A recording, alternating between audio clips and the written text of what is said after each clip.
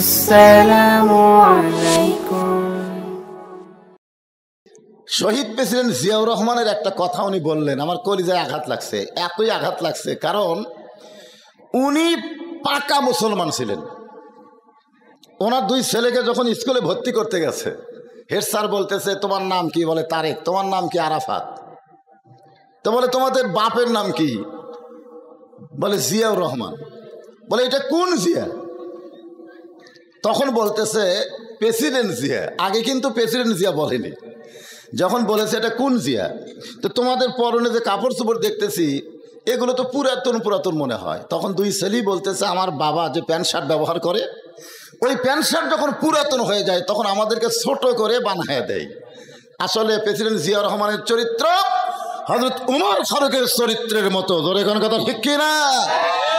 যারা হজ করেছেন আরাফার ময়দানে গেলে মন না চাইলেও জিয়া রহমানের নাম আপনার মুখে আসবে, কারণ মাথার উপর যত গাছগুলো ছায়া দেয় সমস্ত গাছ লাগাইছেন শহীদ প্রেসিডেন্ট জিয়াউর রহমান।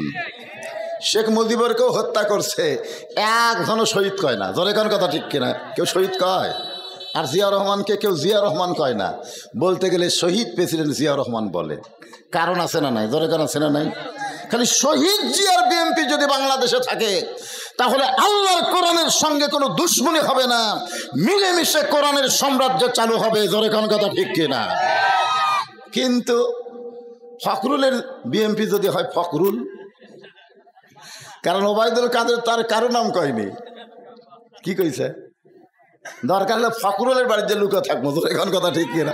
তার মানে কি ফখরুল আর ওবায়দুল তলে তলে মাল ঠিক আছে। তারেক জিয়ার বিএনপি আমাদের দরকার। জোরে কোন কথা ঠিক কিনা? খালেদা জিয়ার বিএনপি আমাদের দরকার।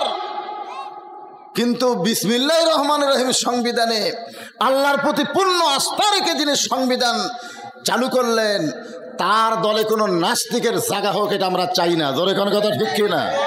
ভাইজান, বিএনপি জামাত ভাই ভাই, আমাদের মধ্যে কোনো তফাৎ নাই। আলহামদুলিল্লাহ। আপনাদের আলহামদুলিল্লাহ শোনার পরে এই কথাটা বললাম। এর আগেও তো বহুবার বলছিলাম কেমন আছেন, ম্যান আলহামদুলিল্লাহ। আজকেকার স্বতঃস্ফূর্তভাবে বলেছেন আলহামদুলিল্লাহ। যে আল্লাহ শারীরিক সুস্থতা দান করে মানসিক প্রশান্তির জন্য আজকের এই জান্নাতের বাগানে আমাদের কবুল করলেন, আমরা খুশি না বেজার? তাহলে জবান খুলে সমস্যারে সকলে বলবো রব্বানা লাকাল হামদ হামদান কাসীরান তাইয়িবান মুবারাকান ফীহি। আমরা প্রশংসা করলাম কার? কেন করলাম? আল্লাহর প্রশংসা করার কারণ হলো জন্মগতভাবে আল্লাহ আমাদেরকে মুসলমানের ঘরে কবুল করেছেন। আমরা যখন রুহের জগতে ছিলাম আল্লাহ ইচ্ছা করলে আমাদের রুহ হিন্দুর ঘরে পাঠাবার পারতেন। আল্লাহ ইচ্ছা করলে আমাদেরকে ইহুদি খ্রিস্টানদের ঘরে পাঠাবার পারতেন, কিন্তু আল্লাহ ইহুদি বৌদ্ধ হিন্দু খ্রিস্টানদের ঘরে না পাঠায়া আমাদেরকে সরাসরি মুসলমানের ঘরে কবুল করেছে। এখান থেকে আপনাদের কি মনে হয় আল্লাহর একটা আলাদা দয়া আমাদের উপরে আছে না নাই? জোরে এখন আছে না নাই? এই মাইকের সাউন্ডের দিকে খেয়াল করবো। অপারেটর ভাই কোথায়? হ্যাঁ, মাইকের সাউন্ডের দিকে খেয়াল করো, সাউন্ড যেন শ্রোতাদের কানে যায়। খালি আমার কানত দিলে হবে না, শ্রোতাদের কানত দেওয়া লাগবে। আল্লাহ তাআলা আমাদেরকে মুসলমানের ঘরে জন্মগতভাবে কবুল করাতে আপনারা খুশি না বেজার? অন্য ধর্মে জন্ম নিয়ে মুসলমান হয়ে মরা খুবই কঠিন। আল্লাহ কিন্তু একটা আমাদের জন্য একটা কথা বলে খুব ক্লিয়ার করে দিয়েছেন যে খালি মুসলমানের ঘরে জন্ম নিলেই হবে না, মুসলমান হয়ে আবার মরা লাগবে। ধরে কারণ ঠিক কিনা? কি বুঝতেছেন? এই কথা বলার পেছনে কারণ কি? অনেকে মুসলমানের ঘরে জন্ম নিয়ে নাস্তিক হয়, যার কারণে আল্লাহ বললেন ওয়ালা তামুতুন্না ইল্লা ওয়া আনতুম মুসলিমুন। মুসলমান হয়ে মরতে হবে ঘোষণাকার। এখন আপনারা বলেন হিন্দুর ঘর থেকে মুসলমান হয়ে মরা সহজ না কঠিন? ইহুদির ঘর থেকে মুসলমান হয়ে মরা সহজ না কঠিন? যার প্রমাণ হলো নবীর চাচা আবু তালেব, যিনি নবীকে বাবার দরদ দিয়ে লালন পালন করেছেন। আল্লাহ রাসূল বলেন, আমি মায়ের পেটে থাকা অবস্থায় এতিম হয়েছি, কিন্তু দুনিয়াতে আসার পরে আমি এতিম ছিলাম না। সাহাবেরা চমকে বলতেছে, হুজুর আপনি যখন মায়ের পেটে ছিলেন তখনই তো আপনার বাপ মারা গেছে, আপনি মায়ের পেটেই তো এতিম। আল্লাহ রাসূল বলেন, এটা আমিও জানি, মায়ের পেটেই আমি এতিম, কিন্তু দুনিয়াতে আসার পর আমি এতিম ছিলাম না। সাহাবেরা বললেন, হুজুর কেমনে?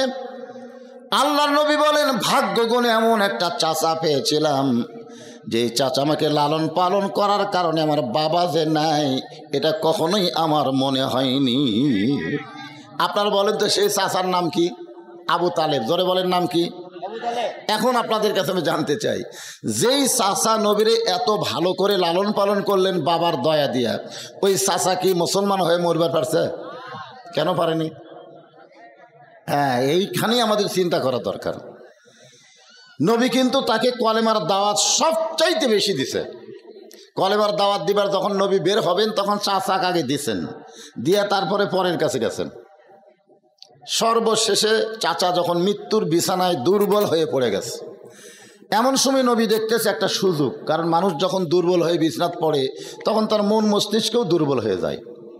তো গিয়ে বললেন, চাচা মরি যখন যাচ্ছেন, মরার আগে খালি একবার বলেন লা ইলাহা ইল্লাল্লাহ মুহাম্মদ রাসূলুল্লাহ, আমি আপনার হাত ধরে জান্নাতে পৌঁছে দিব। এ কথা বলেছেন কে? আল্লাহর নবী। কারণ আল্লাহ তাআলা নবীকে এমন কিছু সুযোগ দিয়েছেন যেটা অন্য কোনো নবীকে দেয়নি, আমাদের নবীকে দিয়েছেন। যার কারণে আমরা একটা গানও শুনেছি, আছেন আমার মুক্তার, আছেন আমার ব্যারিস্টার, শেষ বিচারের হাইকোর্টেতে তিনি আমায় করবেন পার, আমি পাপী রাসূল জাবিন্দার।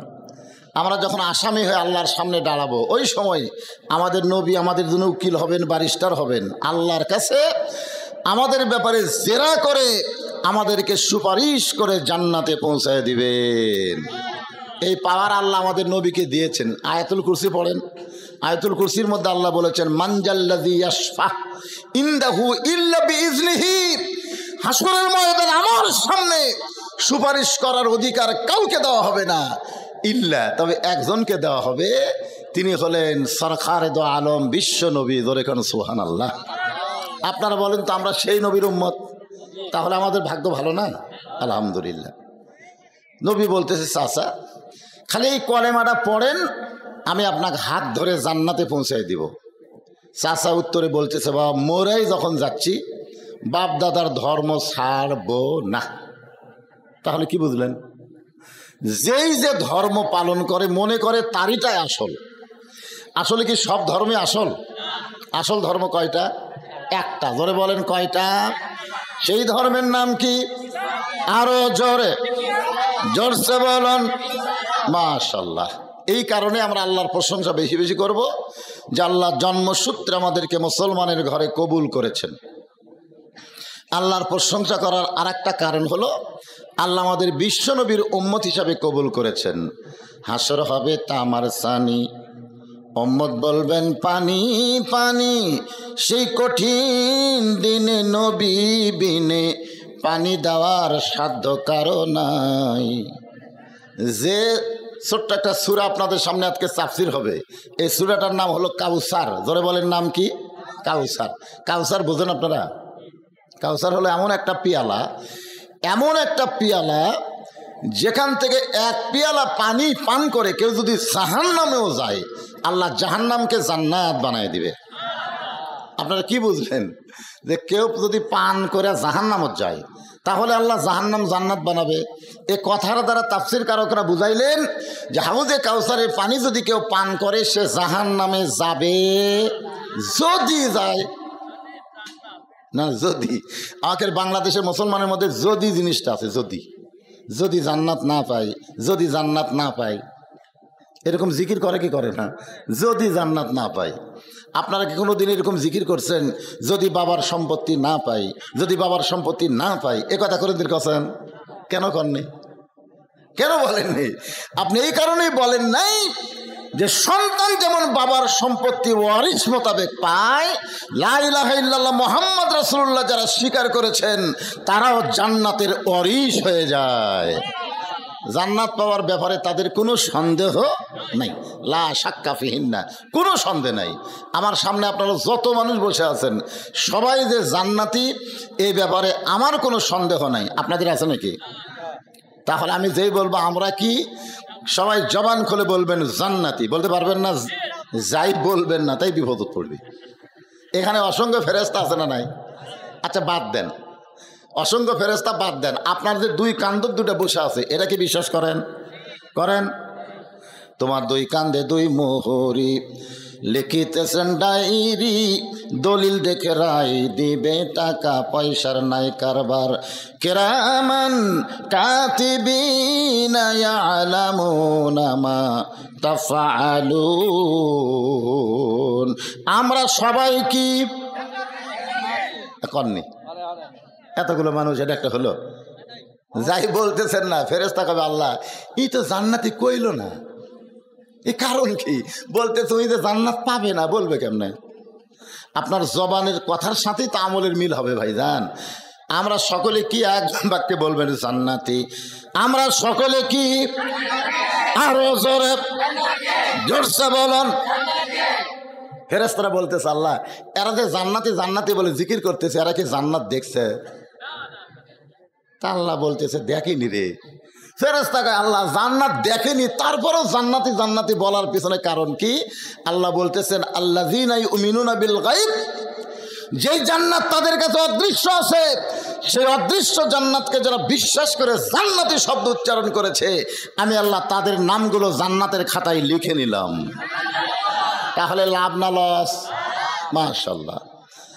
আপনারা কিন্তু যে জায়গায় বসে আছেন এটা কিন্তু জান্নাতের বাগান।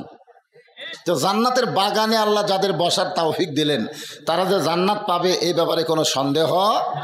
তারপরেও যদি এই জন্যেই তাফসীর কারক বলতেছে যদি জাহান্নামেও যায়, এই হাউজে কাউসারের পানি তার দেহের মধ্যে থাকার কারণে জাহান্নামকেও আল্লাহ জান্নাত বানাই দিবে। যেমন হযরত ইব্রাহিম, এটা আবার কি?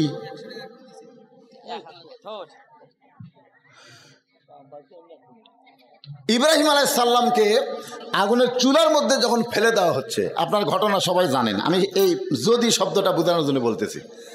ফেলে দেওয়া হচ্ছে, চড়ক ধরে তার বাপ টানতেছে, নিচে কিন্তু আগুন দাও দাও করে জ্বলতেছে। ইব্রাহিম আলাইহিস সালাম একবারও আগুনের দিকে তাকায় না, একবারও তাকায় না। নমরুদ বলতেছে ইব্রাহিম যে কোনো মুহূর্তে আগুনে পুড়ে তুই ছাই হয়ে যাবি। হযরত ইব্রাহিম তারপরেও তাকায় না। তা আল্লাহ বলে ইব্রাহিম এতবার নমরুদ চিল্লাচিল্লি করতেছে, একবার তাকায় দেখো তো খবর কি। তো আল্লাহর কথা মতো ইব্রাহিম নবী তাকায় দেখে শান্তির বাগান। ইব্রাহিম আলাইহিস সালাম বলতেছে আল্লাহ নমরুদ কি কইয়া মিছিল করে আর আপনি আমাকে কি দেখান? আল্লাহ বলতেছে নমরুদের আগুন ঠিকই জ্বলতেছে, কিন্তু তোমার ইমানের পাওয়ারের কাছে ওই আগুনের কোনো খাওয়া নেই। তোমার ভিতরে যে ইমানের পাওয়ার, সেই পাওয়ারে নমরুদের আগুনের কোনো খাওয়া নাই। হাউজে কাউসারের পানির পাওয়ার, জাহান্নামের আগুনের কোনো শক্তি নাই। জোরে কেন সুবহানাল্লাহ। এখন আপনাদের কাছে এটা জানা লাগবে হাউজে কাউসারের পানি কারা পান করবে? কারণ হাউজে কাউসার আল্লাহ যাকে দিলেন তার কি দয়ার শেষ আছে? আল্লাহ হচ্ছেন রব্বিল আলামিন। আর আমাদের নবী সম্পর্কে আল্লাহ বললেন ওয়ামা আরসালনাকা ইল্লা রাহমাতাল লিল আলামিন। সমস্ত মুফাসসির এই রব্বিল আলামিন আর রহমাতুল লিল আলামিনের ব্যাখ্যা করতে গিয়ে বলেছেন যতটুকু এরিয়ার রব হলেন আল্লাহ, ততটুকু এরিয়ার রহমত হলেন মুহাম্মাদুর রাসূলুল্লাহ। তাহলে আল্লাহ কি রব, নবী কি রহমত। আল্লাহ কি রব, নবী কি রহমত। এত দয়া আল্লাহ কোনো মানুষকে দেয়নি যেটা আমার নবীকে আল্লাহ দিচ্ছেন। তায়েফের ময়দানে যখন পাথর মারল নবীকে, নবীর গা দিয়া দর দর করে রক্ত পড়তেছে, চোখ দিয়ে পানি পড়তেছে, রক্ত ঝরতেছে, পানি পড়তেছে। জায়েদ বলে রাসূলুল্লাহ যারা আপনাকে পাথরের আঘাত দিয়ে রক্ত ঝরালো আপনি তাদের গড় দোয়া আমাকে বাংলাদেশের বেশি, জোরে কোন ঠিক কিনা? হ্যাঁ হ্যাঁ। তা আপনি কি তাদের গড় দোয়ায় কাঁদতেছেন? সঙ্গে সঙ্গে আল্লাহ নবী বলেন জায়েদ যাদের পাথরের আঘাত আমার দেহে রক্ত ঝরতেছে তাদের হেদায়েতের কামনায় আমি রাসূলের চোখ দিয়া পানি পড়তেছে। যারা আমাকে পাথর মাইরা রক্ত ঝরায় তাদের জান্নাত কামনায় আমার চোখ দিয়ে পানি পড়তেছে। সঙ্গে সঙ্গে জায়েদ বলে, আপনি কি মানুষ? এত আঘাতের পরও তাদের উপর আপনার কোনো রাগ নাই? নবী বললেন, জায়েদ, আমি দুনিয়াতে এসেছি সমস্ত মানুষকে জান্নাতে দাওয়াত দেওয়ার জন্যে। রাগ করে গর্দোয়ার মতন কোনো মন আল্লাহ আমাকে দেয় নাই। ধরে কোন সুবহানাল্লাহ। সঙ্গে সঙ্গে আল্লাহ তাআলা আয়াত নাজিল করলেন, নবী গো, আমি হলাম রব আর আপনি হলেন বিশ্ব জগতের রহমত। তো সাহাবীরা বলতেছে, হুজুর, এই যে হাউজে কাউসারের পানি আল্লাহ আপনার কখন দিবে? বলে, হাসরের ময়দানে। হাসরের ময়দানে হাউজে কাউসার আল্লাহ আমাকে দিবে। যদি কোনো ইহুদি খ্রিস্টান কাফের বেঈমান আপনার কাছে পানি পান করতে আসে, কারণ হাসর হবে তামার সানি, মানুষ বলবেন পানি পানি। ওই কঠিন দিনে সবাই যখন আপনার কাছে পানি পান করতে আসবে, আপনি সবাইকে যদি পানি পান করান, তাহলে পানি পান করে জাহান্নামে গেলে জাহান্নাম আল্লাহ জান্নাত বানাবে। হুজুর, আপনি কি পাইকাহারের সবাইকে পানি পান করাবেন? সঙ্গে সঙ্গে নবী বললেন, সাহাবীরা রে, হাউজে কাউসারের পানি কারা পান করবে? আল্লাহ সূরা কাউসারের মধ্যে বলে দিয়েছে, ফাসাল্লিলি রব্বিকা ওয়ানহার। হাউজে কাউসারের পানি পাইকারি হারে সবাই পান করতে পারবে না। যাদের মধ্যে দুইটা গুণ থাকবে। ধরে কোন কয়টা? একটা হলো নামাজ আর একটা হলো কুরবানি। 1 নম্বর হলো নামাজ। এখন আপনারা বলেন, 13 বছর নবী মক্কায় কলেমার দাওয়াত দিল, নবুয়তের 10ম বৎসরে নবী নামাজ পাইল লাইলাতুল মিরাজে। 5 ওয়াক্ত নামাজ নবী পাইছে নবুয়তের 10ম বৎসরে। তারপরেও 3 বছর নবী মক্কায় ছিল, কিন্তু নামাজ কায়েম করতে পারলেন না। নামাজ পাইছেন ঠিকই, কিন্তু নামাজ কায়েম করতে পারলেন না। নবী বলেন, আল্লাহ তুমি কোরআনে বলেছ, ইন্নাস সালাতা তানহা আনিল ফাহশাই ওয়াল মুনকার। মানুষকে ভালো করতে গেলে 1 নম্বর ওষুধের নাম হলো নামাজ। নামাজই পারে মানুষকে যাবতীয় খারাপি ফাইসা থেকে বাঁচায় দিতে। সে নামাজ আমি পাইলাম, কিন্তু মক্কার তো নামাজ কায়েম করা যাচ্ছে না। 2-1 পড়তেছে, কিন্তু সবাই পড়তেছে না। আল্লাহ বলেন, হাবিব, মক্কাতে আপনি হলেন ইমাম আর আবু জেহেল হলো নেতা।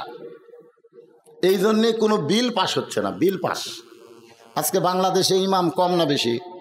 কথা কন না কেন? যত মসজিদ তত ইমাম আছে না নাই? ইমাম আছে, খতিব আছে।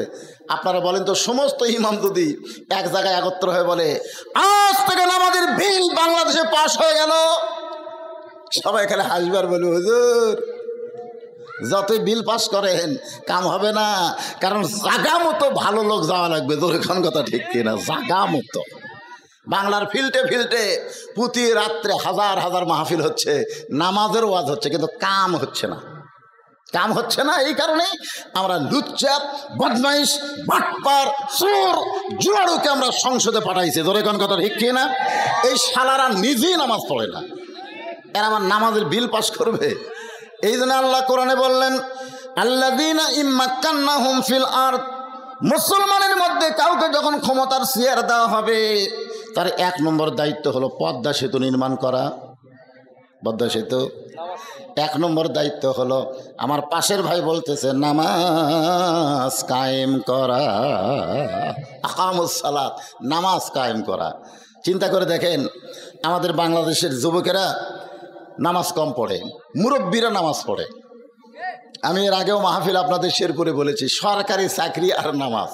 সরকারি চাকরি যেমন সব বয়সে হয় না, নামাজও তেমন সব বয়সে হয় না।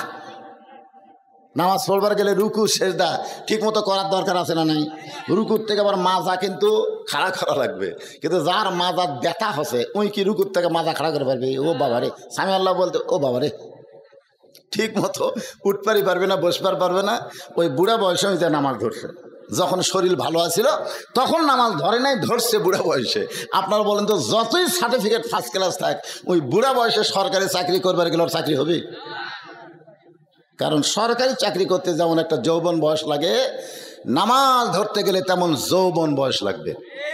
যৌবন বয়সকেও যদি সরকারকে দেয়, বুড়া বয়সে সরকার তাকে রিটায়ার দেয়। রিটায়ার মানে কি?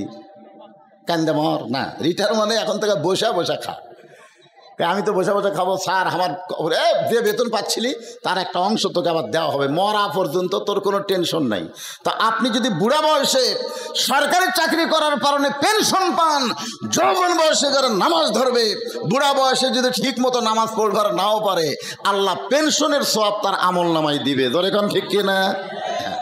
কিন্তু আমাদের ছেলেরা নামাজ পড়বার চায় না। এক নামাজই পারে, যত মোবাইলে হাতের মধ্যে থাক, 3 টাচ থাক আর 4 টাচ থাক, কোনো অসুবিধা নেই। ও যদি নামাজ ধরে, আর মোবাইলের কোনো দিন অশ্লীল ভিডিও দেখতে পারবে না। কারণ যখনই দেখবার যাবে তখন আর ইমান বলবে, পাগলা কোন জায়গা দেখতেছিস, কোন জায়গা? তুই কি মনে করছিস দরজা আল্লাহ বন্ধ করে দিছে দেখে কেউ দেখতেছে না? তুই যারা আল্লাহ আকবরকে নামাজ পড়লো সে আল্লাহ দেখতেছে রে। ওরে বাবারে, ওরে বাবারে, ওরে বাবারে। একটা মেয়ের দিকে তাকালেও বলবে এখনই স্বামী আল্লাহ হলিমান হামিদা কয়ে আসলো, তোর বইয়ের দিকে তাকা। কার বইয়ের দিকে তাকাস? মানে যে কোনো খারাপ কাম করবার যাবে এই নামাজ তাকে খারাপ থেকে ভালোর দিকে নিয়ে আসবে। ধরে কোন ঠিক কিনা?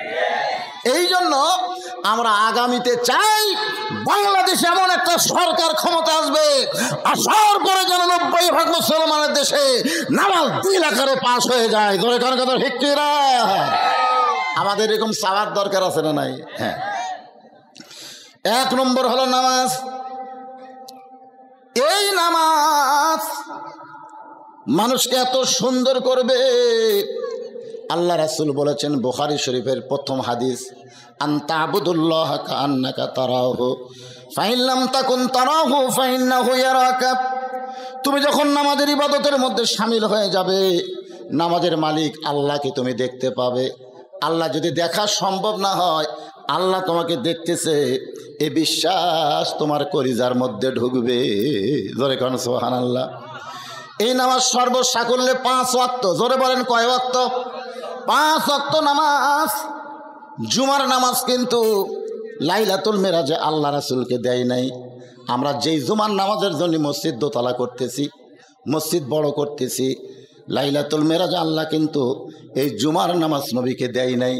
জুমার নামাজ নবী পাইছে যখন মদিনা রাষ্ট্র হয়ে গেল। মদিনা যখন রাষ্ট্র হয়ে গেল আর নবী যখন মদিনার রাষ্ট্রপতি হলেন, তখন আল্লাহ তাআলা মুসলমানের জন্য জুমার নামাজ দিলে।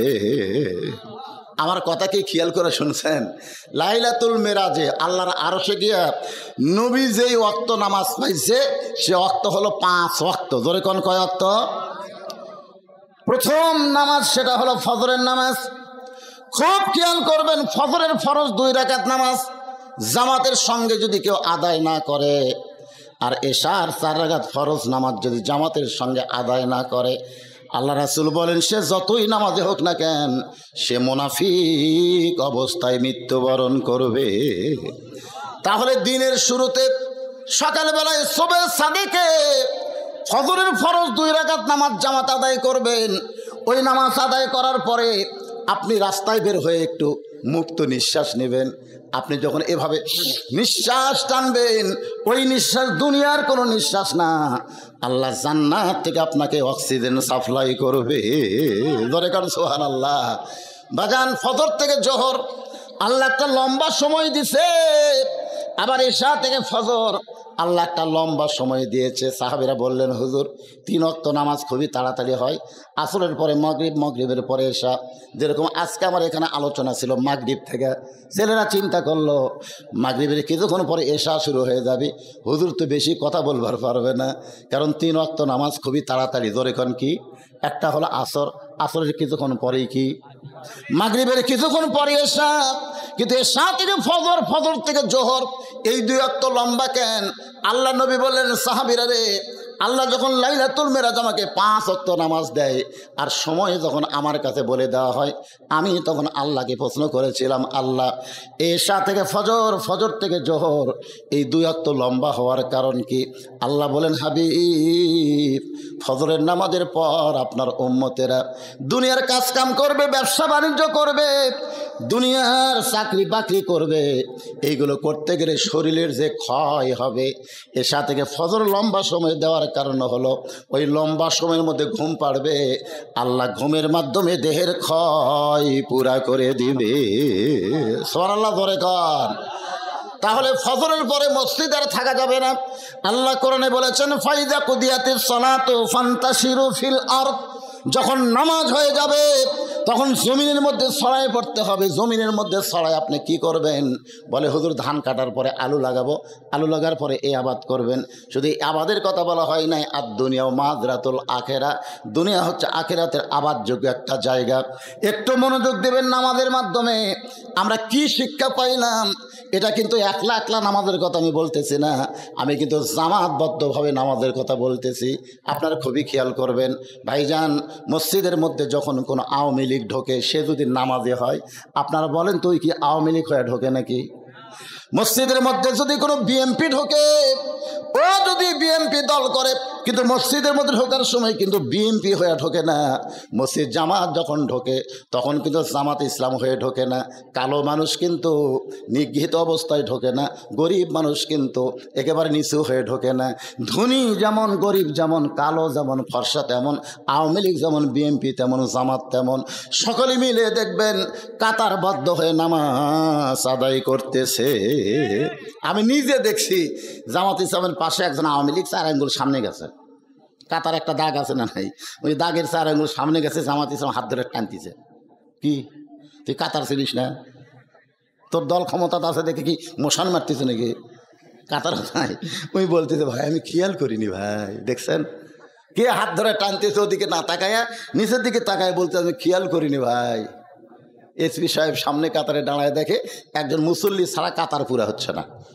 এসপি কয়কার আর একটা মুসল্লি লাগবে, তাকায় দেখে দরজার চৌকিদার খাড়া হয়ে আসছে। এসপি সাহেব ডাকতেছে চৌকিদার বলে না স্যার আপনি এসপি, আমি চৌকিদার। এসপি বলতেছে পাগলা ওটা বাইরের কথা, আমি এসপি তুই চৌকিদার, আর হলো মসজিদের বাহিরের কথা, ভিতরের কথা হলো তুইও যা হামো তাই আয়। এমন ভাবে ডাক দিছে, চৌকিদার দৌড়ে এসে বলতেছে আমার পায়ের গোড়ালির সঙ্গে গোড়ালি মিল কর, গোড়ালির সঙ্গে গোড়ালি মিল কর। চৌকিদার বলতে স্যার আমার পাও ফাটা, আপনার তেলতেলা। বলে ফাটা তেলতেলা একটি হবি, ফাটা তেলতেলা একটি হবে।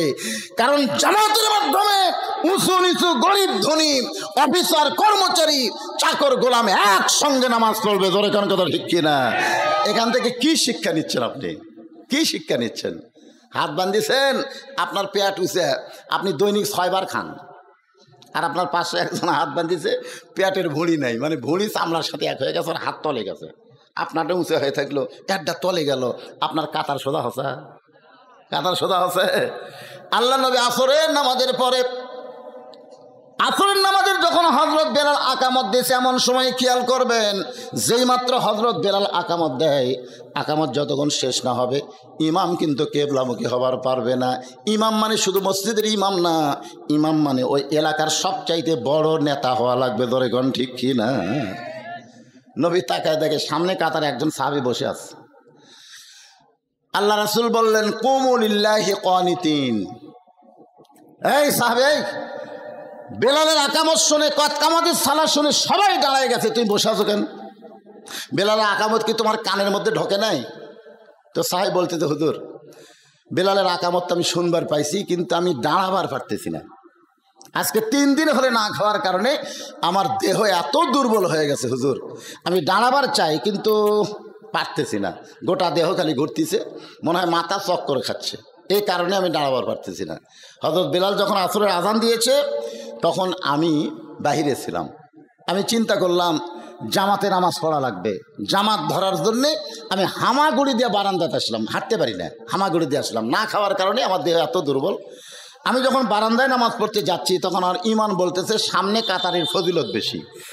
ইমানের বলে বলিয়ান হয়ে সামনে কাতারে কতকামাদিস সালাত যখন বেলাল বলতেছে আমি দাঁড়াবার চাই, কিন্তু আমি দাঁড়াবার পারতেছি না, না খাওয়ার কারণে। সঙ্গে সঙ্গে আল্লাহ নবী ডাক দিলেন ওসমান, সুবহানাল্লাহ বলেন। মসজিদে কিন্তু বহু সাহাবী আছে, নবী কোনো সাহাবীকে ডাক দিলেন না, ডাক দিলেন ওসমানকে। কারণ আল্লাহ রাসূল যখন মদিনার প্রেসিডেন্ট ছিলেন ওই সময় হযরত ওসমান ছিল অর্থমন্ত্রী। ধরে এখন কি মন্ত্রী? খুব খেয়াল করে শুনবেন। ওসমান রাদিয়াল্লাহু, নবী যখন মদিনার প্রেসিডেন্ট, ওসমান রাদিয়াল্লাহু ছিল অর্থমন্ত্রী। ওই সময় ধর্মমন্ত্রী হলেন আবু বকর। ধর্মমন্ত্রীর নাম কি? এই মন্ত্রীর নামগুলো খেয়াল করবেন তো। আইনমন্ত্রী হলেন হজরত উমর, আর শিক্ষামন্ত্রী হলেন হজরত আলী। এই যে 4টা মন্ত্রীর নাম করলাম, আপনারা দেখেন তো দপ্তর অনুযায়ী ঠিক আছে? আইনমন্ত্রীকে জোরে কর না কেন? আর আমাদের আইনমন্ত্রীর খবর কি? অসুস্থ খালেদা জিয়ার খবর যখন আইনমন্ত্রীর কাছে গেল, আইনমন্ত্রী তখন বলতেছে আমি তো আইনের বাহিরে কোনো কাজ করতে পারি না, দেশই মরে যাক কিন্তু বাহিরে চিকিৎসার জন্য দেওয়া যাবে না। আইনমন্ত্রী আনিসুল হক বাংলাদেশের বহু আলেমকে অন্যায়ভাবে, ইসলামী দলের নেতাদেরকে অন্যায়ভাবে ফাঁসির কষ্টে নিয়ে গেছে। যখন কথা ঠিক কি না? প্রত্যেকটা আলেম কিন্তু বাংলাদেশের কোনো আদালতে বিচার দেয়নি, কারণ জজ কোর্ট, হাইকোর্ট, সুপ্রিম কোর্ট সব হাসিনার দখলে। বিচার দেয়নি, তাহাজ্জুদের নামাজ পড়ে আল্লাহর কাছে বিচার দিছে। আল্লাহ ধরে ধরে ধরে না, ধরলে কিন্তু ছাড়ে না, একেবারে লুঙ্গি আর শার্ট গাওয়ার নৌকার উপরে। ধরে এখন কথা ঠিক কি না? শালা একটা জালেরও সাইজ ওর চাইতে ভালো। ওই এমনভাবে নৌকার মধ্যে আছে, অক যায় যখন ধরলো তখন এবার চোখ টেরা করে কয়, তখন বলতেছে স্যার কাক দেখান, কেউ যে বসে আছে ওটা খেয়ে বলে ওইটাই তো দরবেশ সালমান এফ রহমান। ওনার না দাড়ি সাদা, কামাছে চুল কলম মারছে। হায় হায় রে, চিন্তা করছেন বাংলাদেশের সবচাইতে সন্ত্রাসী খারাপ মানুষকে আইনমন্ত্রী বানানো হয়েছিল। জোরে কোন কথা ঠিক কিনা? হ্যাঁ, সমস্ত আইন জলাঞ্জলি দিয়ে হাসিনার কথা মতো কোর্ট কাছারি সব চলিছে।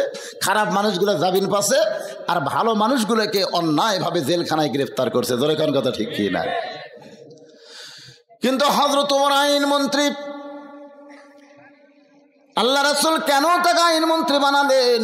এই পবিত্র কোরআনের 23টা আয়াত আল্লাহ তাআলা ওমরের কথার সাথে মিল করে নাজিল করেছে। আর ধর্মমন্ত্রী আবু বকর, আপনার বলেন তো ধর্মমন্ত্রীর ধর্ম কিরকম?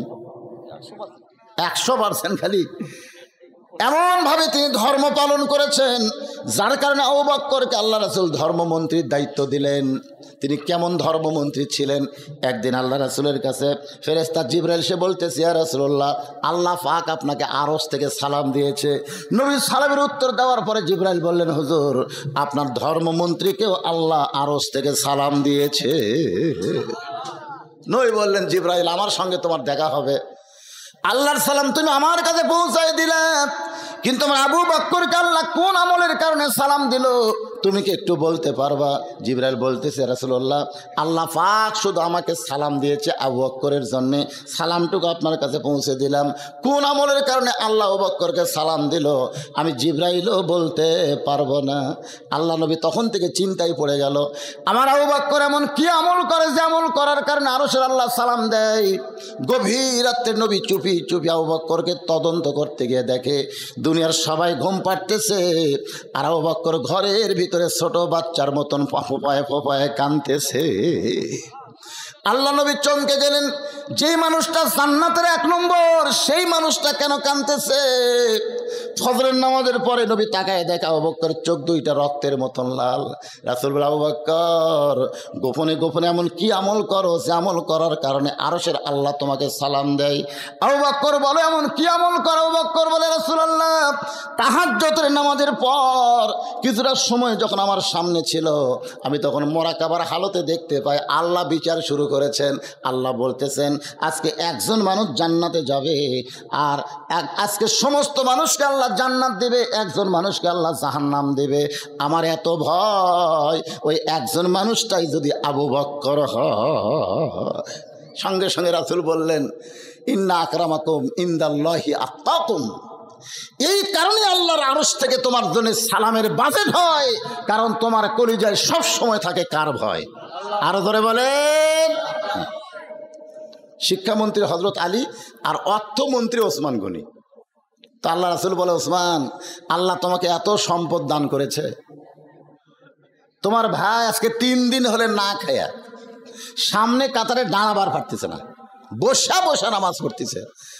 নামাজের পরে তোমার এই গরিব ভাইকে তুমি কিছু দান করবা না? ওসমান গনি বলতেছি, ইয়া রাসূলুল্লাহ আমার ভাই না খাইয়া আছে, এইটা যদি আমি আগে জানতাম নিজে না খাইয়া আমার ভাইয়ের বাড়িতে খাবার পৌঁছায় দিতাম। সুবহানাল্লাহ বলেন। অর্থমন্ত্রী কীরকম অর্থমন্ত্রী? আল্লাহর পক্ষ থেকে ওসমানের জন্য একটা ডিগ্রি দেওয়া হলো, আল্লাহ গানিয়ন ও আনতুমাল ফুকারা ইল্লা ওসমানও গানিয়ন। জোরে কারণ সুবহানাল্লাহ। আল্লাহ কোরআন বলতেছে আল্লাহ হচ্ছে ধনী, বাদ বাকি সবাই ফকির। ইল্লা, ইল্লা মানে ব্যতীত, ওসমানও গানিয়ন, ওসমান হলো ধনী।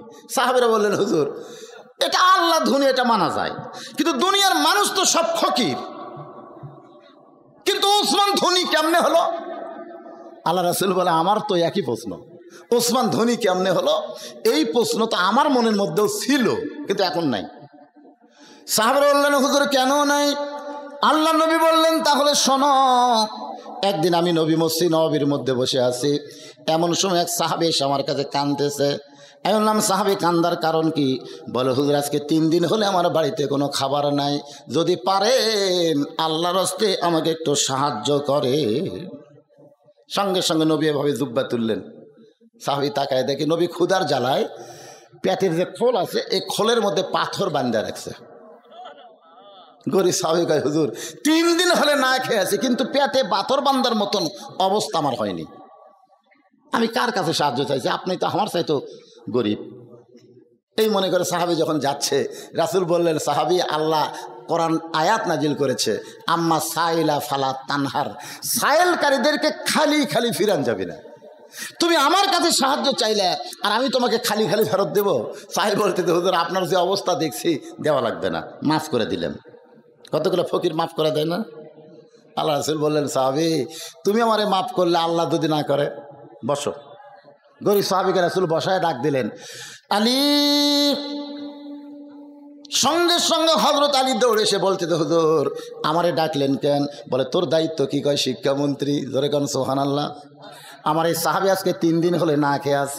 আলী বলতে হুজুর 2 দিন হলে আমিও খাইনি, 2 দিন হলে আমিও খাইনি, আমার ডাকা কাম হবে না।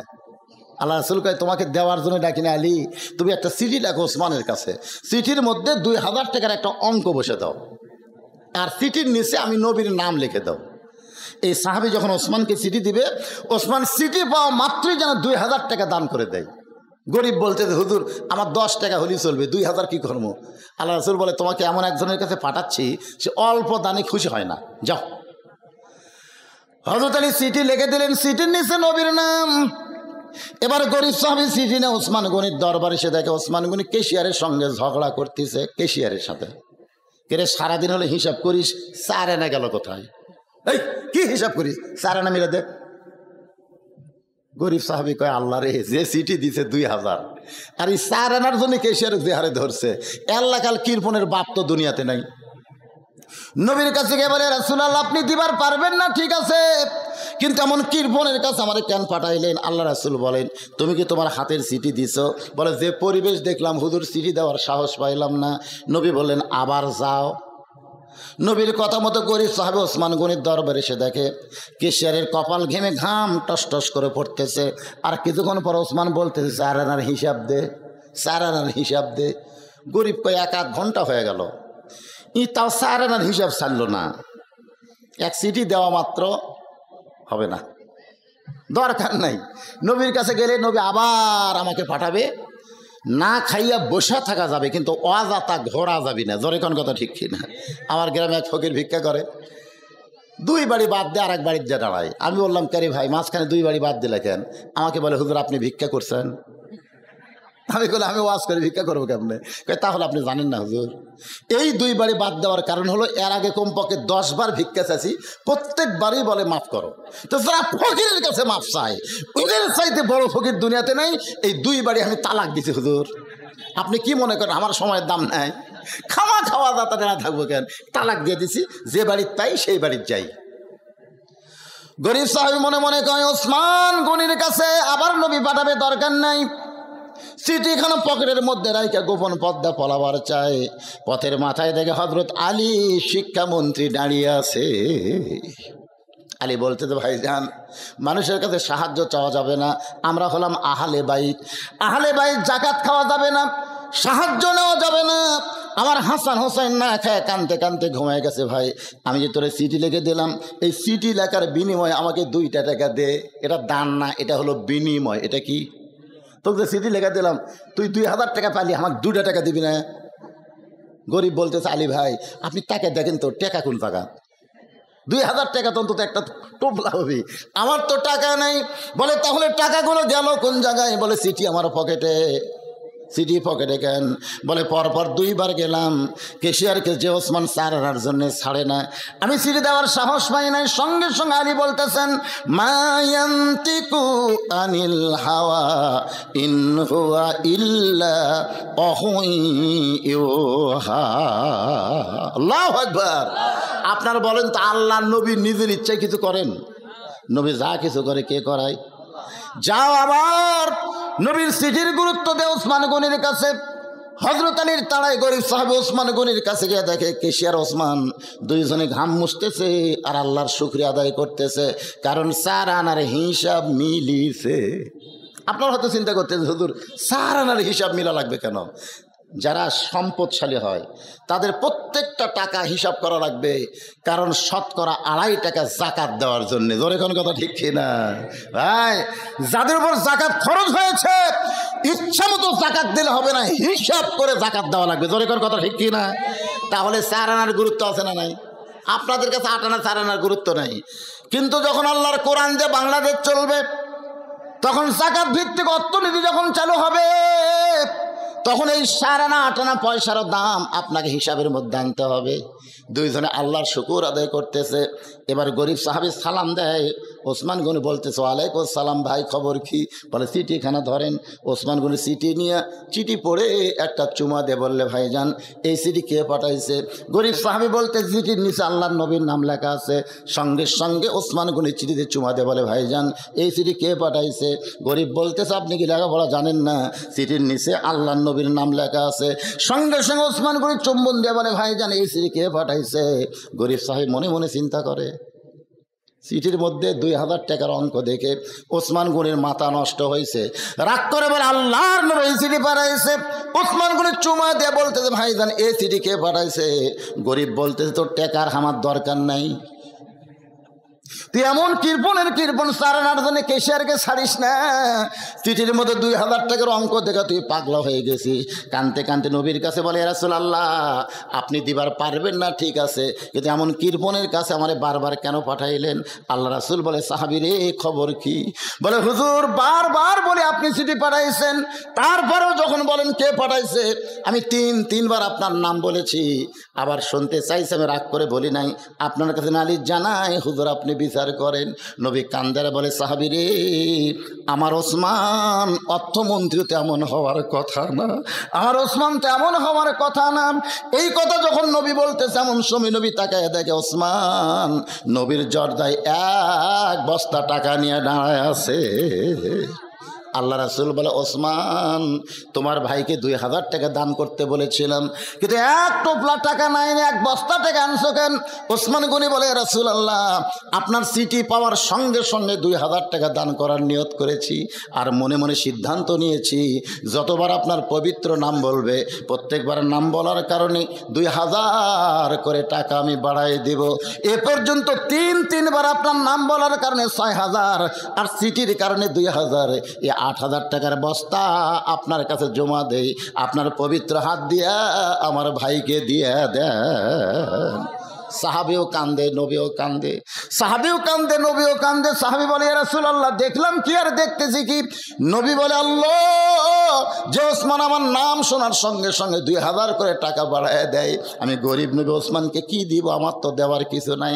আল্লাহ বলে হাবিব আপনাকে ভালোবাসার কারণে আমি আমার গানি ডিগ্রি ওসমানকে দিয়া দিলাম।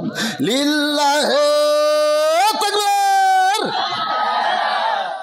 আজকে যেই যুবকেরা এই তাফসীরুল কোরআন মাহফিল করতেছে এই যুবকদের কিন্তু টাকা পয়সা তেমন কামাই নাই, এই জন্য অনেকগুলো নেতাদেরকে দাওয়াত দিয়েছে। এদের সভাপতি সাহেব করেছে, আমার ভাইদেরকে দাওয়াত দিয়েছেন, দেয়নি কি জন্যে? এমনি এমনি আজকে আপনাদের মাঝে ইনাদের মাঝে ওসমান গনির মতন কোরআনের মাহফিলকে ভালোবেসে 2000 করে টাকা দান করবেন, এরকম কোন আল্লাহর বান্দা যদি থাকেন আমি দোয়া করে দেব আল্লাহ যেন তাকে ওসমান গনির সঙ্গে জান্নাত দিয়ে দেয়। সর্বোত্তম কোন আল্লাহর পাগল পারবেন 2000 টাকা নগদ দিবার? কেরে ছেলেবেলে তোমরা কুটি গামছানের ভিতরে যাও, যাও বাবা যাও, গামছানের রুমাল নিয়ে যাও। এখানে 10 জন আল্লাহর বান্দা চায় ওসমান গনির সঙ্গে জান্নাতে যাওয়ার আশায়। সভাপতি সাহেব কিছু করেন আপনি? বিরোধী করেছে হচ্ছে এবারে আগে তোরা আদায় করছ, বলবো না। যাও গামছা নিয়ে যাও, ব্যাগ নিয়ে যাও, চলো ওই চারিদিক থেকে ঢোকো। 10 টাকা 20 টাকা ওসমান গনির সঙ্গে যারাই দান করবেন আল্লাহ যেন তাদেরকে জান্নাত দেয়। সবাই দান করেন আর জিকির করেন লা ইলাহা ইল্লাল্লাহ, লা ইলাহা ইল্লাল্লাহ, লা ইলাহা ইল্লাল্লাহ, লিল্লাহি তাকবীর। আমি 2000 টাকা চাইছিলাম, আল্লাহর একজন বান্দা 1000 টাকা দিয়েছে। যদি 2000 না থাকে 1000 টাকা দান করলো, আল্লাহ যেন ওসমান গনির সঙ্গে তাকে কবুল করে। জোরে কোন আমিন। সবাই বলে একটু আমিন। আর যদি 2000 থাকে, তার কাছে যদি 2000 থাকে তাহলে আমার 2000 দাবি আছে। যদি না থাকে তাহলে 1000-এ যেন আল্লাহ 2000 দেয়। আমিন কর। আপনাদের মধ্যে দেন, দেন, যারা আছেন দেন, সবাই দেন। ছেলে পেলে গান বাজনা না করে জান্নাতের বাগান লাগাই দিছে। ওরা আমাকে দাওয়াত দেওয়ার সময় বলেছিল হুজুর মাগরিব থেকে এশা পর্যন্ত আপনার আলোচনার সময়। আমি কিন্তু এখানে মাগরিবের 8 ঘন্টা আগে আইছি। কয় ঘন্টা? 8 ঘন্টা আগে আইছি। আমি বলছি বাজান মাগরিবের সময় উঠবো, টানা 8টা পর্যন্ত ওয়াজ করব, 2 ঘন্টা ওয়াজ হবে। এরা আমাকে দিল না মাইক, ইচ্ছা করেই দিল না। এরা বলতে হুজুর 8:30 পর্যন্ত আপনি ওয়াজ করলে চলবে, আপনি যখন ওঠেন। তাই বললাম ওয়াজ কম হবে, জনগণ মন খারাপ করবে। লিল্লাহু আকবার। আমিন ইসলাম। আল্লাহ তোমার একজন বান্দা ওসমান গনির সঙ্গে জান্নাতে যাওয়ার জন্য 2000 টাকা ধরে গান মারহাবা। আমরা দোয়া করি আল্লাহ তার আপনজন পিতা মাতা আত্মীয় স্বজন যদি কবরে যায়, এই দান করার ওসিলা আমিন ইসলামকে আল্লাহ জান্নাতি কবুল করেন। জোরে কোন আমিন। এই বাদান ব্যাগের মধ্যে দিচ্ছে। মা বোনদের মধ্যে কে আদায় করবি তোমাকে? মা বোনদের মধ্যে? আচ্ছা, আমার মায়েরা আল্লাহর রাস্তে দান করবেন। মায়েরা চিন্তা করতে যে হুজুর আমাকে একটা ওয়াজ আপনি করলেন না, তাহলে কেন দান করব? মা আপনাদের বেশি ওয়াজ আমল করা লাগবে না। আল্লাহ রাসূল বলেছেন ফাতেমা তুমি বিশ্ব নবীর মেয়ে বলে তুমি জান্নাতি, এইটা যেন কখনো মনে করো না। ফাতেমা বলে বাবা আমি তো এতদিন তাই মনে করেছিলাম আমার বাবা হলো বিশ্ব নবী, আমার বাবার খাতিরে আল্লাহ আমাকে জান্নাত দিবে। রাসূল বলে ফাতেমা খবরদার এমন চিন্তা করো না, জান্নাতে যদি যাবার চাও মা জান্নাতের আমল করে জান্নাতে যেতে হবে। সঙ্গে সঙ্গে ফাতেমা বলে বাবা জান্নাতের আমল কি করা লাগবে আপনি একটু আমারে বলেন। রাসূল বললেন ফাতেমা মেয়েদের জান্নাতের আমলে 1 নম্বর হলো পর্দা, 1 নম্বর আমল হলো পর্দা, 2 নম্বর স্বামীর কথা মতো চলা, 3 নম্বর 5 ওয়াক্ত নামাজ পড়া, আর 4 নম্বর রমজান মাসে রোজা রাখা। এই 4টি আমল যদি মেয়েরা করতে পারে 8টা জান্নাতের দরজা আল্লাহ খুলে দিবে। তার মধ্যে 1 নম্বর আমলের নাম কি? পর্দা। পর্দা। আমার মা বোনদের জন্য বলতেছি মা যতই রোজা করেন যতই নামাজ পড়েন পর্দা যদি না মানেন একটা ইবাদত আল্লাহর দরবারে কবুল হবে না। আপনারা বলেন তো সবচেয়ে হাদিস কোন মহিলা বেশি মুখস্থ করছে? আয়েশা। জোরেকার নাম কি? আয়েশা। সর্বপ্রথম যে ঈমান গ্রহণ করছে তার নাম হলো খাদিজা। কিন্তু আয়েশাকে খাদিজাকে আল্লাহ খাতুনে জান্নাত ডিগ্রি দেয় নাই। সাইদাতুন নিসা আহলিল জান্নাহ ফাতেমাতুজ জোহরা, ফাতেমাকে আল্লাহ জান্নাতের নেত্রী বানাইছে। ফাতেমার 10টা হাদিসও মুখস্থ নাই। ফাতেমা খুব একটা ইবাদতও বেশি করেনি, কিন্তু পর্দার মধ্যে থাকার কারণে আল্লাহ তাকে জান্নাতি নাইদের নেত্রী ঘোষণা করেছে। তাই মা বোনদের জন্য বলবো মা আপনাদের 1 নম্বর নেক আমল হলো পর্দা। পর্দার মধ্যে থাকবেন, আমল কম করেন, তারপর আল্লাহ ফাতেমার সঙ্গে আপনাদের জান্নাত দিয়ে দিবে। দেন কে সেটা? আপনি এখন আসেনি? কয়বার হলো? মাশাআল্লাহ। আল্লাহ তোমার একজন বান্দা 1000 টাকা দান করেছে। মির্জাপুর ইউনিয়ন পরিষদের চেয়ারম্যান সাহেব 5000 টাকা ধরে বলেন মারহাবা। হ্যাঁ মাশাআল্লাহ। আমার ভাইজানকে আল্লাহ যেমন সম্মান দিয়েছে আগামীতে আরো সম্মানের চেয়ারে কবুল করুক। জোরে করে আমিন। সবাই বল আল্লাহুম্মা আমিন। আজকে প্রধান অতিথি যদি আসতো আমি একটা সাইজ মতো দোয়া করে দিতাম, কিন্তু প্রধান অতিথিও নাই, প্রধান মেহমানও নেই। এরকে মনে হয় ভোট লাগবে না। কেবারে সিরাজ ভাইয়ের ভোট লাগবে না, দবিরের লাগবে না। আবার যেটি যাবো আমি বলছেন এরপরে যেটি যাবো ওইটা আবার আর এক মরদ আছে খোকা। ওই জীবনে বড় হলো না, ওই খোকাই থাকলো। ধরে এখন ঠিক কি না কিরে বিএমপি তাক মনোনয়ন দিবি তাই হবি রে খোকা, তুই কে খামা খাওয়াটি। খোকা যে খোকায়, খোকা মানে ছোট, বুঝতেছেন না? খোকা মানুষ, ছোট মানুষ বুঝতে পারতেছে না, আমাকে মামা করে কয়। তো যাই হোক, ওটা আমার মামা আছে। আপনারা তো প্রধান অতিথি প্রতিনিধি কেউ আসেনি, দিছেন দিছেন নগদ? মাশাআল্লাহ, নগদ দান যখন অল্প হলেও কিন্তু মজা লাগে। প্রধান অতিথি এবং সভাপতি দুইজনের পক্ষ থেকে নগদে 20,000 টাকা ধরে বলেন মারহাবা। আর আপনার গামছা গুমছার মধ্যে যা দিলেন আলহামদুলিল্লাহ। ছেলেরা তো এরকম মাহফিলের তো অন্য কোনো উন্নয়নে না, উন্নয়নের জন্যে মাহফিলের জন্য আলহামদুলিল্লাহ। আসেন এখন বাকি আলোচনা করে। ভাইজান যারা দাঁড়িয়ে আছেন বসেন। আমার ওয়াজের পরে এখানে সাংস্কৃতিক অনুষ্ঠান হবে, এই জন্য দেখতেছেন না টেজ বড় করছে, সাউন্ড বক্স বেশি আনছে, মানে সেই রকম হবে। ধুমধারাক্কা গান হবে না, কিন্তু ইসলামী সঙ্গীত হবে, নাটক হবে, যেগুলো ইসলাম সমর্থন করে। আপনাদের কলিজা ভরে যাবে। এবার আল্লাহ নবী বলেন, ওসমান তোমার ভাই 3 দিন হলে না খেয়ে আছে, তুমি কি তাকে খাবার দিবার পারবা না? ওসমান গনি বলতেছে, রাসূলুল্লাহ আমার ভাইটা যে না খেয়ে আছে, যদি আগে জানতাম আমি নিজে না খাইয়ে আমার ভাইকে খাবার দিতাম। আপনাকে মনে আছে? মনে আছে? আল্লাহ রাসূল বললেন, এই সাহাবী, আজকের দিনে তুমি বসা নামাজ পড়ো, সিয়ারত না, মাটিত। কেউ যদি বসা নামাজ পড়ে আমি তাদেরকে বলবো মাটিত বসা পড়বেন, সিয়ারত বসলে নামাজ হবি না। এক কথা, সিয়ারে বসলে কি হবে না? নামাজ হবে না। কেন হবে না কন্ত? না, কাতারের জন্য না। এই যে আয়াতটা দেখেন, কুম, কুম মানে কি? দাঁড়াও। লিল্লাহি কার জন্যে? কনিতিন মানে কি? কনিতিন শব্দের অর্থ হলো আনুগত্য নিয়ে। তো সিয়ারত বসলে আনুগত্য থাকে? হ্যাঁ, পাওয়া দরকার। মুয়াজ্জিন বলতেছে কত কামাতে চালা, কত কামাতে চালা, এরপরও খাড়া হয় না। মুয়াজ্জিন কি বলতেছে? আল্লাহর জন্য দাঁড়াও, আল্লাহর জন্য দাঁড়াও, তারপরে দাঁড়ায় না। নামাজের ভিতরে বাহিরে কয়টা ফরজ? 13টা ফরজের মধ্যে একটা ফরজ হলো দাঁড়িয়ে নামাজ পড়া। যদি না করেন মাটিত বসেন, মাটির সাথে নিজের অস্তিত্ব মিলিল করে দেন। জোরে কোন কথা ঠিক কিনা? মাটিত বসতে পড়েন, সিয়ারত বসেন না। আল্লাহ নবী বলেন, সাহাবীরে আজকের মতো তুমি বসে নামাজ পড়ো। নামাজ শেষ হওয়ার সঙ্গে সঙ্গে ওসমানের কাছে যাবে, ওসমান এমন দেওয়া দিবে তোমার আর না খায়া থাকা লাগবে না। ওসমান বেশি দেয় না কম দেয়? যখন বেশি দেয় না কম দেয়? আজকে তোমাকে ওসমান এমন দেওয়া দিবে তোমাকে আর না খায়া থাকা লাগবে না। সাহাবী ছোট বাচ্চার মতন জোরে জোরে কান্দে। জোরে জোরে যখন কান্দে, নবী বলতেছেন, এ সাহাবী, নামাজের পরে ওসমানের বাড়িতে যাওয়ার কথা বললাম, তুমি কান্দো কেন?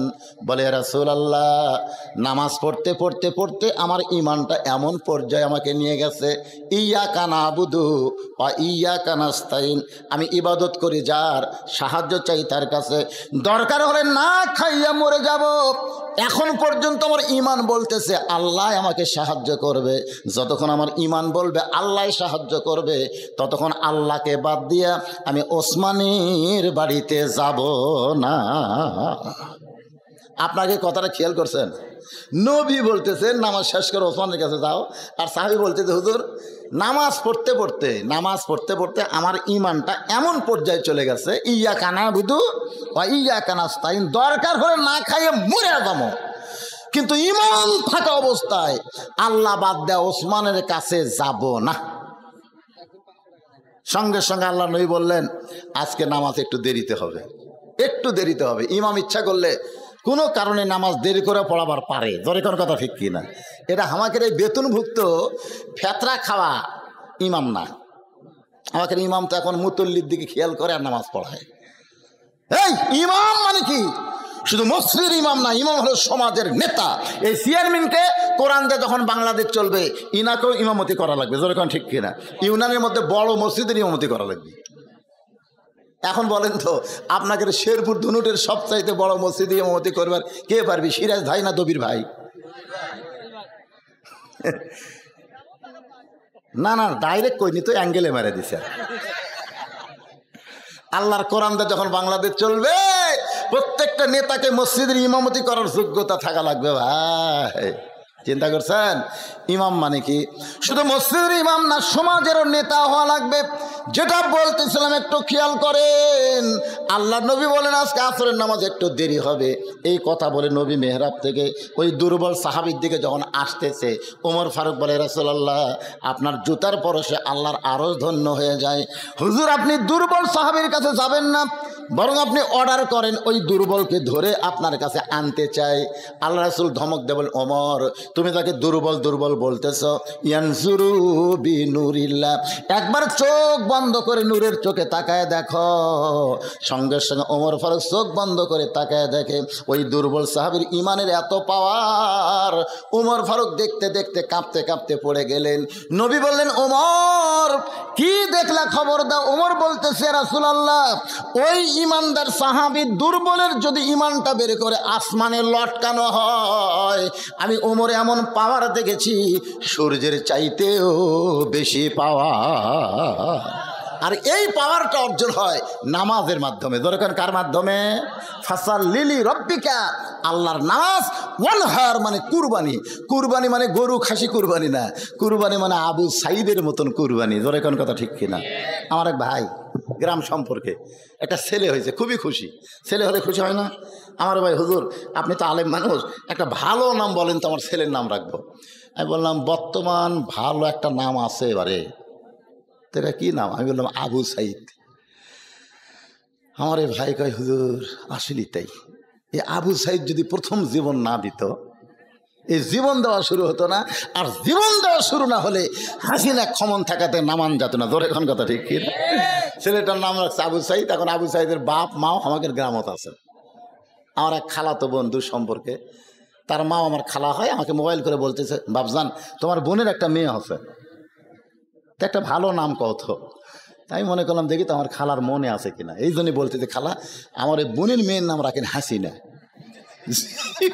হাসিনা আমি মনে করছি খালার বোধহয় মনে নাই, বুঝতেছেন না? এই তুই আলেম না আলেম রে, আমার মোবাইল মনে ফাটিয়ে যাবি। খালা এত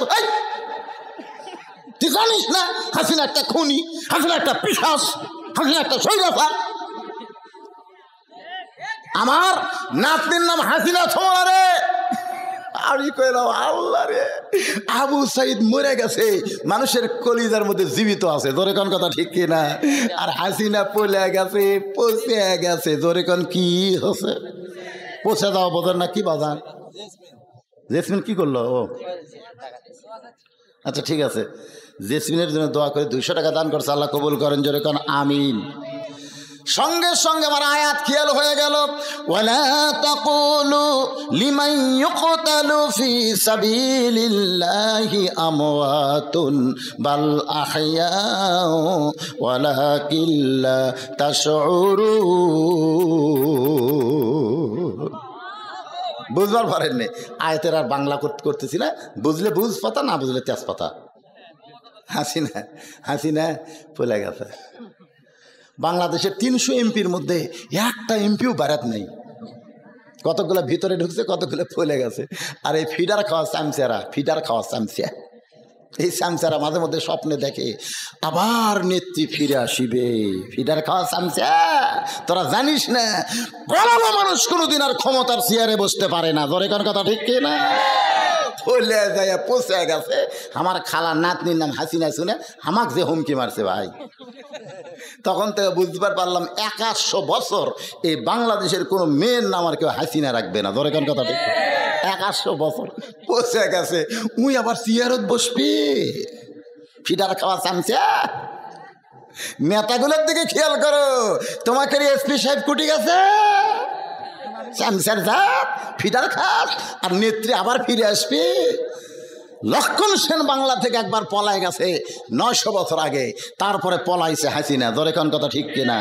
এর সাথে স্বৈরাচার ছিল কিন্তু পলায়া যায় নাই, জেলখানার মধ্যে ঢুকেছে। বেগম খালেদা জিয়াকে এত নির্যাতন করা হয়েছে, তারপরও পলায়া যায় নাই, নির্যাতন ভোগ করেছে। ধরে কোন কথা ঠিক কিনা? যে পলায়া যায় সেই পলানো চোরকে বাংলার জমিনের ক্ষমতায় আর দেখা হবে না। ধরে কোন কথা ঠিক কিনা? আল্লাহ কবুল করুক। আল্লাহ যদি চা আগামীতে যদি বাইসা থাকি রাতের মাহফিল লিও, এই ফক্সখান মাহফিল আর লিও না। জি পাশে অটো ড্রাইভার করতেছে আমার বন্ধু, আমার সাথে 10,000 টাকা দিয়েছে। উনি গাড়িটাও ইউনিয়নের সেক্রেটারি বাবলু মিয়া, দোয়া চাইছে অটোর জন্য।